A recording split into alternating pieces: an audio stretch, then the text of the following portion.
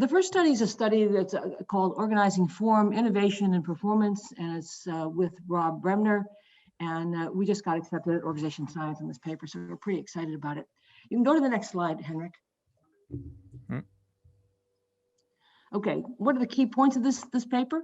The research question is, as you can see, which is how does organizing form influence innovation, performance in nascent markets? The setting is the civilian drone industry. We're looking at two firms that you can think of as talking pigs. One of them is DJI, which is a Chinese firm and became probably the first Chinese firm to lead the world in innovation. The second firm is a venture here in the States called 3DR. 3DR is a talking pig because it is a venture, so it's a profit-making firm, but it actually uses a community as its innovation. What this paper does is look at three innovations, both from a problem-finding and a problem-solving point of view. The first innovation is a dominant design. The second innovation is a product market fit, and the third is a better product market fit, if you will. Let me just talk to you a little bit about what the innovations are in more depth. The two companies start out as civilian drone makers. One of them is using a helicopter architecture, and the other is using an airplane architecture. And neither venture is particularly worried about whether or not this is a great architecture. They're both sort of proceeding. But in the case of the community grows actually relatively quickly. The firm is essentially what it does is, 3DR does, the founder of 3DR started the community, DIY Drones, started the venture to manufacture the physical parts that the community created. And so what happens over time is, the community grows and gets to be about 20,000 people fairly quickly. What happens in terms of the dominant design is the ventures themselves are on aircraft and helicopter, but the community is experimenting. And there's a group in the community that races drones. And what they realize is that neither a helicopter nor an airplane is very fast. And in fact, a better design is the quadrotor. And so it's a group of people out in the community figure out that in fact, the dominant design is the quadrotor. Designing and problem solving the quadrotor is actually quite trivial. So the whole issue is around problem finding, and the community finds the problem and figures out the solution's quadrotor, and it's a trivial design problem after that. These two ventures go on and realize that there's a lot of commercial value in drones, and they both raise a bunch of venture capital money. So the next thing that happens is that they need a market. And so the question is, what's the killer app? What do we actually use a drone for? Is it for construction? Is it for firefighting? Is it for recreational use? What do you use a drone for? So what the community does, 3DR, is they simply count on the community to figure it out. With a community of 20,000 people, surely somebody's going to figure out what is a drone really good for. By contrast, the firm, DJI, has a different strategy. And they figure there are probably about 10 verticals where the drone is most likely to be useful. And so what they do is go systematically, 2 or 3, they have a formula really, what I would call simple rules. They go to trade shows where they think, for example, agricultural trade shows, try to schmooze a couple of lead users to figure out what the relevance of drones is. So they go to several of these different trade shows, some in Europe, some in the States, and figure out in Indianapolis, Indiana, in the States, that in fact the killer app is Hollywood. That Hollywood will pay, and movie making in general, will pay a lot of money for good drone footage. So they figure that out relatively quickly. And then secondly, if you realize to get good drone footage, what you need is a gimbal. A gimbal stabilizes a drone. So without a gimbal, your video is too jittery. So what they do is then start designing a gimbal. And if you know anything about gimbals, you know it's a relatively small component that is very hard to design and that is highly integrated. It's a highly integrative process, so you can't modularize the design of a drone. In contrast, the community is out there experimenting. They're doing, lots of weekend fun with their drones, and they're finding things that people who are 35-year-old engineers who get into drones think is interesting, but they don't find the commercial market. So in the second innovation, it's all about the firm. The firm being able to resolve the uncertainty of what the killer app is because they know where to look.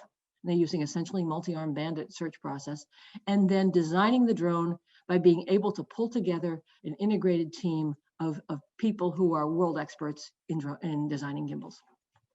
The third innovation is then what's known as an RTF drone, which is a ready-to-fly drone. So you can go to Best Buy here in the States or wherever you might go elsewhere or on Amazon, and you buy a drone and you get it out of a box and you fly it.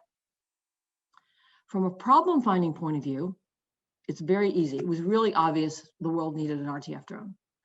What was not clear was how to actually solve the problem. And in comparison to a gimbal, it's still a highly integrated product, but it has a lot more components. And so it's a complex, novel problem to solve. And what DJI does is a very interesting coordination to solve that design problem. In that they develop a drone off-the-shelf parts, and that they can fly at any time, and then go stepwise through the components and figure out the drone. And so it's a very interesting way of designing that you normally don't see. And there are more I can say about how they design that drone, but essentially they are able to do the coordination to make that drone work. And we're doing a number of different things. And so in the meantime, the 3DR, the community really cannot compete in terms of the coordination, particularly the gimbal, and then they can't figure out the drone either. And so the end of the story is the next slide, Henrik. The next story is that there are a couple of insights. The community was particularly good when the problem was ambiguous, like what's the dominant design? We didn't even know we had a problem. And we know from things like Wikipedia that the community is very good at modular design and at certain problems. By contrast, the community, or the firm rather, is very good at uncertain problems, finding them and resolving them, and when those problems are complex so that you can't modularize the solution. And so next slide, Henrik. And so the moral of the story is the revenge of the firm in nascent markets. And what I thought I would do is pause for a minute and let people talk about if you have any questions or thoughts or any comments about that story and that study.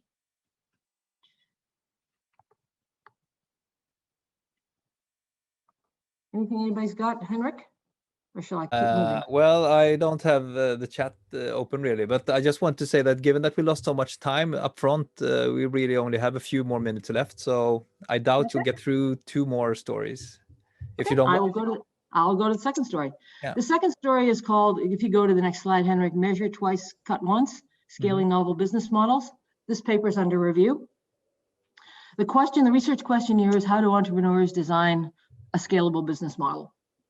The setting is online fashion, and we're looking at 3 different business models: a retail business model, a rental business model, and a new marketplace. And we're looking at 3 firms, a high-low pair in each of those business models. And so what the key insights of this paper are, if you go to the next slide, Henrik, the key insight is that the high-performing firms, of which there's 1 in each pair, the high-performing firms slowly design a simple and profitable core transaction, and they purposefully delay growth. So to give you an example, one of the companies that we studied that had a retail model, we call Star Style. And the concept of Star Style was, could people tell you information about themselves such that you could figure out what kind of fashion they wanted, and then you could send them that fashion.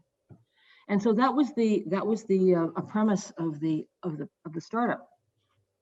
And so the entrepreneur in this study was at business school at the time, and she started polling her friends, and she gave them a simple fashion survey of what would they like to buy, and what kinds of clothing were they like, and what was their look.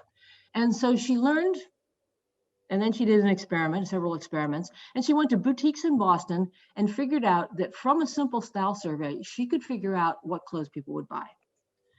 She then went to some other kinds of experimentation. For example, she figured out that if you give people 10 items, that's too many, that a number more like 5 works. So if you give people 5 clothes, they might buy some. Then she did some thinking, which was around the fact that she was using her credit card, and she was maxing out on her credit card. And so she realized that she could return clothing to the boutiques if she did it within 14 days with no charge. So she put a 14-day return policy in. Then she started thinking about internet trolls, and would internet trolls start scamming her and taking her clothes? So say they wanted their clothes and then they'd never pay. So she instituted a $20 design fee. Turns out the design fee was interesting because not only did she get the $20 up front, but people who are willing to pay a design fee of $20 are more likely to buy clothes. So you get better customers and you get the money. Then she started looking at different aspects of her costs. One aspect of her cost that was particularly caught her eye was shipping costs, because if you send clothing to people, they then have to send it back and you're paying for the shipping. And so what she realized was if she gave people a discount, and she experimented a bit with that, with a 25% discount for buying all the clothes, the 5 clothes, she was better off. She saved on the shipping costs.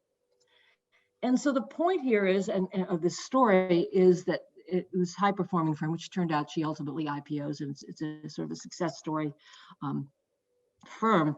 She slowly designed a transaction that got simpler. She went from 10 items to 5. It was profitable. So things like the 25% discount, the $20 upfront fee, was a simple, profitable core transaction. In the meantime, while she was doing this, number one, it took her longer, probably a year longer than her paired sort of evil twin that got off much faster. So it took longer, and she purposely delayed growth. So she actually gated her website so she couldn't actually grow as fast as she possibly could. So the second part of this story is around understanding what this person did in terms of slowly designing a simple, profitable core transaction, using both experimentation as well as trial and error, as well as thinking through the problem. So a combination of strategies and delaying. Then once having the profitable core transaction, then proceeded to raise more money, balanced between growth and profit, built the core capability around artificial intelligence, and accelerated the scaling. And the story repeats across the 3 pairs, whether the business model is retail, which is what this model was, rental, you rent the clothes and look good for a day, or it's marketplace. You look in your closet and put your old clothes online and somebody buys them. So regardless of the business model, it was always the case that slowly designing a simple, profitable core transaction and delaying growth was more effective than just accelerating growth, for example, with what was termed growth hacks, like lots of email marketing, and then later balancing that growth and building a capability. Okay, any thoughts on that, Henrik? Or you want me to just keep rolling? No, I think this is a good time to stop if you want to have some question and answer as well. Okay. So right, yeah, any thoughts, anybody? Yeah, I had a question. Sure. Yesterday in the discussion, we touched upon the role of interfaces, and especially with the last use case, I wonder if you see a major role of interfaces in the designed business models here. The interface between what and what? The interface between the customer and the firms. Certainly there is at the start when they try to figure out whether or not you can do a survey and predict what people will buy for fashion. That was clearly a lot of customer, and over time there was a lot of customer feeding back. Well, people really like 5 items, not 10. People will pay $20 and they'll be better customers. So all of those things did involve engaging with users. Sometimes it was, as I said, an experiment, explicitly an experiment. Sometimes it was just thinking about it and trying it. And sometimes it was truly just stumbling into things. So there are a variety of learning techniques, but yes, I would agree. Much of it revolves around understanding the interface between the venture and what customers were doing. I think Thomas has a question. Yes, thank you. Continuing on what you were just describing, I was wondering if you saw some types of pattern in the different learning techniques. Because I mean, not only from own experience, but also from research, I think one of the major problems is when do we use which learning technique and which one might be from a design science perspective the most effective one depending on the problem we have. So I was wondering about what types of patterns you saw in your data. Yeah, what I think what I usually see is that trial and error gets you to the location, and then experimentation tends to be the way you refine whatever it is you're doing. So you might stumble onto something like, oh gee, I'm really worried about internet trolls, and then you might design an experiment to figure out, oh, what happens if I charge people $20? Will they still come? So I think there's an interplay between experimentation and trial and error tends to be a little bit looser, and then experimentation tends to dial in on whatever the solution is. And then there's also, I think, and I haven't appreciated that as much as perhaps I should have in the past, but the role that thinking about the problem plays. So actually stepping back and problem solving about the problem of, okay, I have this problem, what's a way to solve it? Again, I'm worried about people stealing my clothes. What are the different ways I could solve that problem? And thinking about it and then testing it both in trial and error and experimentation. Kathy, building on that, if I might, can you talk about the role of vicarious learning and learning from others, like as in your work with worry? Vicarious learning. We didn't see too much of that in this particular study. I think what happens for many entrepreneurs is they're so busy focused on whatever it is they're doing that they don't vicariously learn too much, although you do see some of it. For example, if I go back to the first study, the drone study, when the community figured out that the dominant design was a quadrotor, DJI, the firm, immediately copied them. It wasn't very hard to copy a community design. So there was some vicarious. So you do see in fact, I think maybe the more general point is that I think the more effective entrepreneurs have a repertoire of techniques that they're using. If I can use an American baseball analogy, better pitchers can throw a curveball, a fastball, a slider, and they move around contingently on when they use which of those. Or perhaps there's probably a European football example as well that I could be using that I just don't know as well. But the point is that I think the more effective entrepreneurs are relying on a repertoire of techniques that fit at different times. So one question, looking across all these, both these papers, and perhaps more generally, and going back to the kind of theme of this symposium here, would you say that you'll be able to articulate any kind of design principles or rules for how to do this? I mean, you worked on simple rules as a high-level concept for thinking about these principles, and then you can see concrete examples from specific cases. But is there some sort of middle range design principle that you can confidently? I confidently say? Yeah, well, I why don't you let me? Maybe I'll do the third paper, and then I'll do that. How's that sound? Is that okay? We don't hear you, Henrik. You're muted. What? I'm muted? No, Henrik was. I'm Henrik muted, was. but I started sharing. So I'll share it and we'll go through it quickly, and then we can return to that question, okay? Okay. So I'll just jump up ahead here. Whoops. Okay, if you go to the next slide. It's here, right? It's in nascent markets, the tortoise beats the hare. So the point of that was just the tagline on the second paper, which was it pays to slow down, measure twice, cut once, and do better. Okay, the third paper is called Mavericks and Diplomats, Strategy in Nascent Markets Within Institutional Fields, and this is an R&R at Org Science. And the motivating question of this is how do ventures effectively form strategy in nascent markets within institutional fields? And here what we were interested in was thinking about that a lot of the most important problems in society, whether it's healthcare, education, climate change, defense, are in fact problems that involve institutional fields that are largely being driven by a non-commercial logic. And so we thought there was an interesting puzzle because on the one hand, we know a lot about entrepreneurship in commercial markets and understanding how you form new strategies in nascent markets.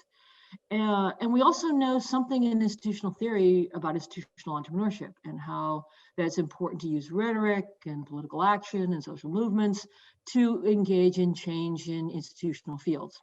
And by institutional fields, I mean groups of organizations that interact with one another, have some sort of shared identity, shared meaning, shared norms, rules, practices.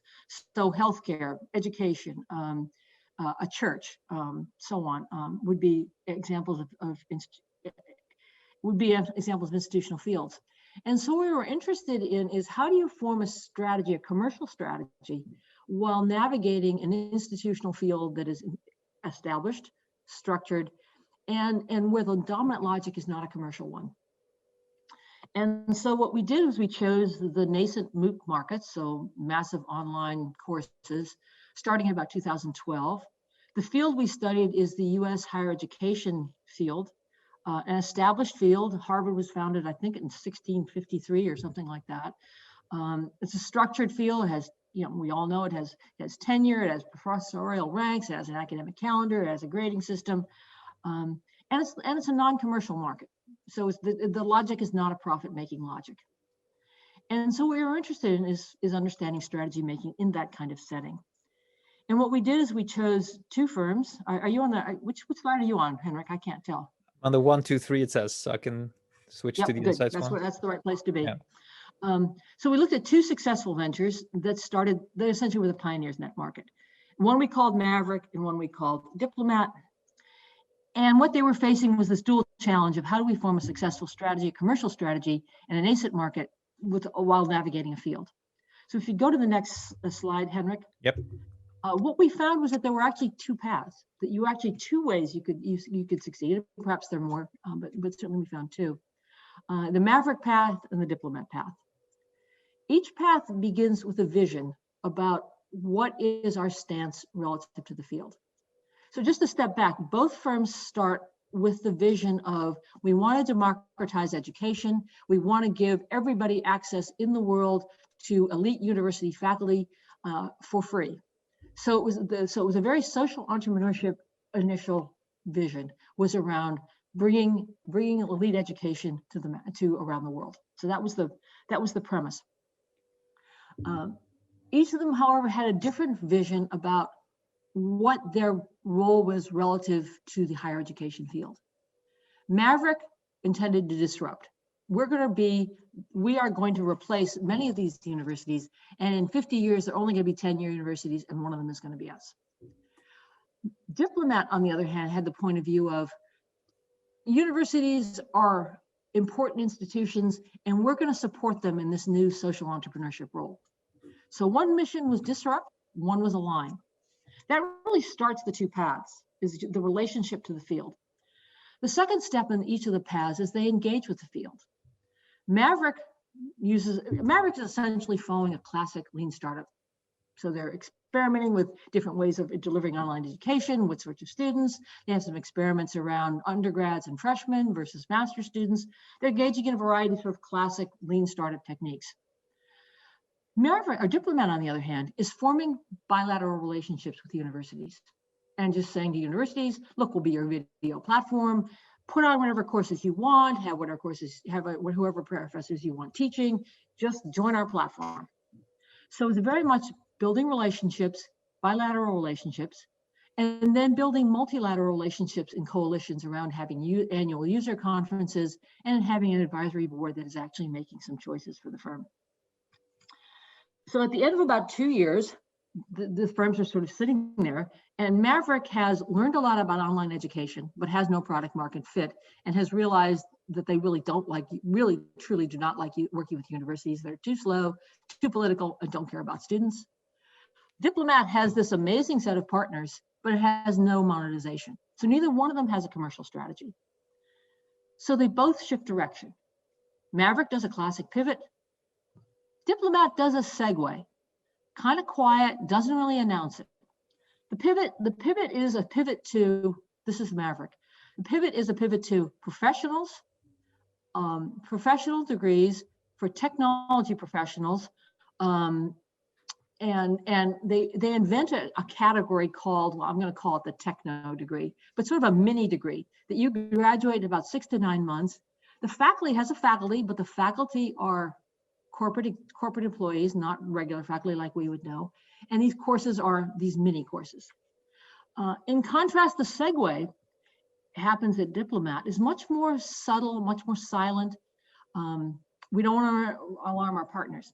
They get a new CEO who is both an well-established scholar and has been the president of a major U.S. elite university.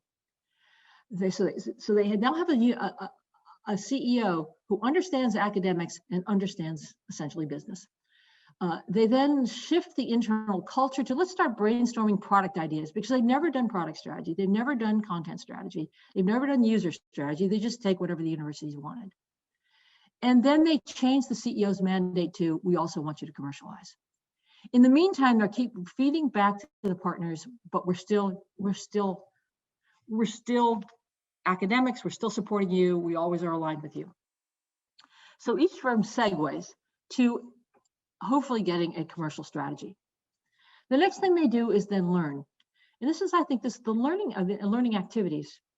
And what's interesting here is they each somewhat now blend the logics. So far, Maverick has pretty much been all a commercial learning logic, and Diplomat has been largely a political power, soft power kind of logic. In the activities, they start to blend. And what Maverick does was, again, continues with fairly classic A/B testing and so on, but they're learning activities that make them optimally distinct, make them look like a university, but better than universities particularly for their students. So for example, they learn how to do grading, and they do what they call Uber grading, which is they can do online grading, and they basically have a platform where anybody, not anybody, their graduates and other people can be graders, and they end up being able to figure out how to give people who are taking their courses 2-hour turnaround on grading. And they proceed to brag. They call it grading, and they proceed to brag, and now we're even better than universities, because what student ever got 2-hour turnaround from their professors? And they also invent something they have called scholarships. They have these techno degrees. So they use all the vocabulary of universities, but then they put their own twist on it. So that's what I mean by optimally distinct, if you know that concept from work theory. By contrast, what Diplomat is doing is they're continuing to co-create with their partners. And so they will float ideas and see who's interested in figuring out how to do a 4-pay course sequence. Oh, somebody wanted to do it. So they have a willing partner, and then they co-learn. So they aren't learning independently, they're co-learning about how to do, for example, paid course sequences. They learn with another willing partner about how to do online MBAs. And then they do some other things around paywall. So they're always learning, but they're always learning with their partners, and they're slowing down and waiting for their partners to catch up. So it's learning now much more than they've done before, but it's always with their partners at the pace of their partners. And so if you go to the next slide, Henrik, the point here is that in this particular set of markets, there's 2 ways to succeed. You can do the Maverick strategy, which is lean startup with a touch of optimal distinctiveness, but that typically takes you outside the higher education field. Or alternatively, you can stay true to the original vision, stay within the field, be a diplomat, but it's going to take you longer to get to a strategy because you're co-evolving with your partners. Although ultimately, as it turns out in this case, the market is actually bigger in higher education. So that's that story. Next slide, Henrik. Actually, maybe go 2 slides. Yeah, we're actually out of time now, but I'm thinking, I can eat a bit into my wrap-up time. I was quite generous with myself there, so we can say that we have another 5 or 6 minutes. Oh, really? Because you started me at 8. Oh, okay. I get it. Well, I mean, before Sirkka needs to go on, so Q&A would be good as well. Okay. So just to wrap up, there are really three ideas here. Superior design of complex novel products, the tortoise wins, and equifinal processes. You asked me for the design principles. I think one of the design principles is you don't always have to be fast. That there are times that you want to slow down and get it right. I think another design principle is to think in terms of the problem-solving strategy and problem finding, not just learning. And to the third point was really that third point, which is respect that in certain times there are actually multiple ways to be effective. Okay, so those are the 3 design principles. Okay, thank you. This was interesting, both the form and the content of this. Yeah, my apologies for sort of checking out on there, you guys, and this crowd. So my apologies. I will check it out next time. It's fine. We hear you loud and clear. So not too many questions as of yet in the chat here, but I'm thinking more generally, because these are, you know, very interesting stories and papers and studies, and the kind of design principles or rules that you extract from them are fairly kind of general. How would you go about making them, let's say, actionable, kind of teachable principles? Or would you just describe them as kind of theoretical concepts and, you know, these descriptions of historical events? Or could you do something more prescriptive with boundary conditions for when they would apply, etc.? No, I can definitely do the teach them, because I do teach them. I already teach them. Yeah, I think they are pretty straightforward. I think the idea that you is still working. You're coming and going, but I think I hear you now. All right. Yeah, I think they are pretty straightforward principles. The idea of when the first set of ideas is around when do you use a community and when not. I think there's been a lot of hype about how amazing communities are. And I think what this study tried to show is communities are great for ambiguity, they're great for certainty, they're great for modularity, but they're not great for uncertainty, where you know where to look, but you don't know what the answer is, and they're not good for complexity. And so, and those happen to be important features in nascent markets. And so that I think is one of the key teaching points, is to understand, to sort of get off the hype of communities and understand when the firm model is actually a more effective model. So I think it's a very teachable point. I think the one about the set of studies around finding a business model or honing a business model where the tortoise wins, that is really saying that particularly when, and I don't know how people thought about this, but those are firms that carry inventory. They're not software companies. They have inventory, and so that really changes the costs of doing business. So there's a high degree of variable cost, and so it's a setting where it's particularly relevant to be profitable. You know, if you have just a software product, you can become profitable on volume because of the cost structure. But if you're carrying inventory or you're making a product, you actually have to think about variable costs. And so having a simple, profitable core transaction, you not only have the costs involved, which makes profitable important, but you have to you're also moving physical goods, which makes simplicity important. And so this is a particularly valuable paper in teaching about when you're trying to be an entrepreneur, where you actually have goods that you're actually carrying in inventory and have to move around. And so some of what we learn is fits very well with software, but there are a lot of businesses where it isn't software. And so I think that's the teaching point of that case, is when it's not software, you need to think through the transaction first, as opposed to going for growth. And we lead this paper off with, for example, WeWork. Does that do it? It makes a lot of sense, and it can be used to just explain all these .com companies like Webvan and others who really had a lot of physical infrastructure and lots of variable costs trying to scale quickly and you can't. You have to simplify the transaction. So that's the teaching point of that. So I think Yashar has a question, and I think after that we move over to Sirkka's paper. Okay. So Yashar, please. So just a very quick comment. It's based on statistically a small number of observational interactions that I have had with the communities in the blockchain space. And that leads me to the conviction that the final conclusions that you had for the first paper, meaning that communities are good with solving ambiguous problems versus firms being good at solving uncertain problems, it's somehow the other way around in the blockchain community, because most of the biggest problem in the blockchain space is the the existence of use cases. They haven't really figured out what this technology is good for.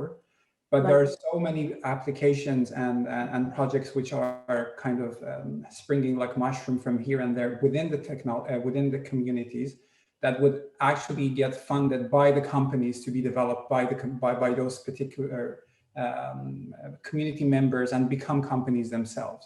So I just thought that as a point of contrast, this would be interesting to kind of to look into. It is. I actually feel it is completely the other way around in the blockchain space. I don't know. I mean, you have the counterfactual of a firm who actually tried to find the applications. I mean, what are you comparing to? The applications of, for instance, they're companies that they want to look into the application of the blockchain technology for the voting. Like governmental voting processes, and they can't really figure out, and their initiatives or their grants that they put out, and the communities would solve that problem, and the companies, they would kind of act as angel investors in those projects, and then they make them into companies that have contracts with the governments themselves. Yeah, I don't know. I mean, I think, I'm not sure, I don't know blockchain as well, but certainly what was happening in the drones is that people had drones and people could look and see there are like maybe 10 applications that are relevant, and you could explore like a multi-armed bandit problem, each of those applications. And that was the fastest way to do it. It wasn't hoping the community would do it, because the problem with the community, it was a bunch of weekend warriors doing their stuff and not really very commercially oriented.